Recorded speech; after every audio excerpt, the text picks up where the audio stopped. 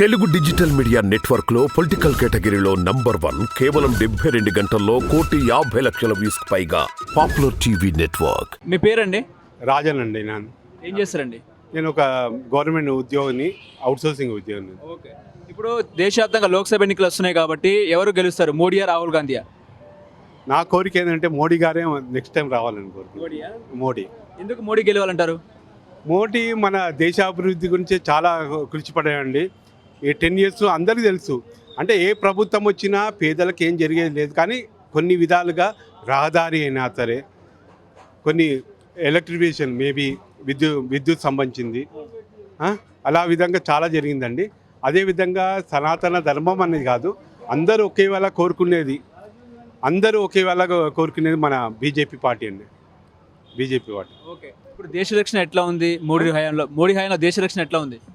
చాలా బాగుందండి. ఇప్పుడు దాకా మన మీద ఎవరి దేశానికి ఒక ఎగ్నెస్ట్గా ఒక డిసిషన్ తీసుకొని అంతర్జాతీయంగా తెలుస్తుంది ఇప్పుడు.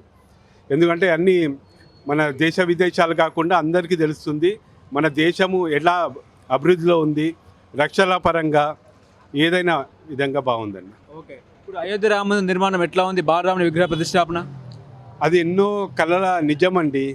ఆ ప్రజల అభిప్రాయం గురించి చెప్పలేం, కానీ ఎన్నో సంవత్సరాల నుంచి నిజమైంది. అది గ్రేట్ థింగ్ అండి. ఓకే. ఇప్పుడు ఇక్కడ బీజేపీ ఎంపీ అభ్యర్థిగా కిషన్ రెడ్డి పోటీ చేస్తున్నారు, సికింద్రాబాద్ ఎంపీ అభ్యర్థిగా. ఆయన గెలిచే అవకాశం ఉందా? డెఫినెట్లీ అండి, డెఫినెట్లీ.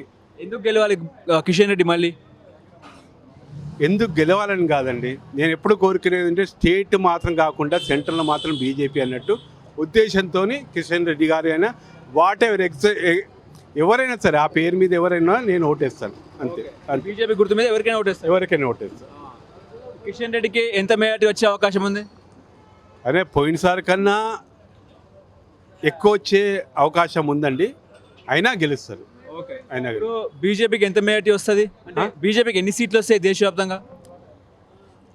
అబ్కి బార్ 400 బార్ అన్నారు. అది డెఫినెట్లీ ఆ పబ్లిక్కి తెలుసు.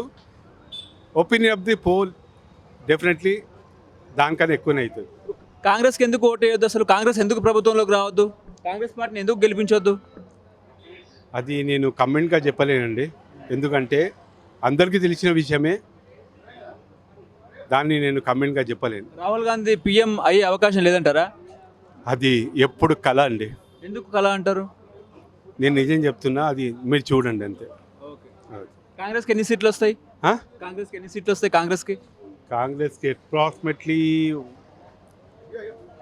100 to 130.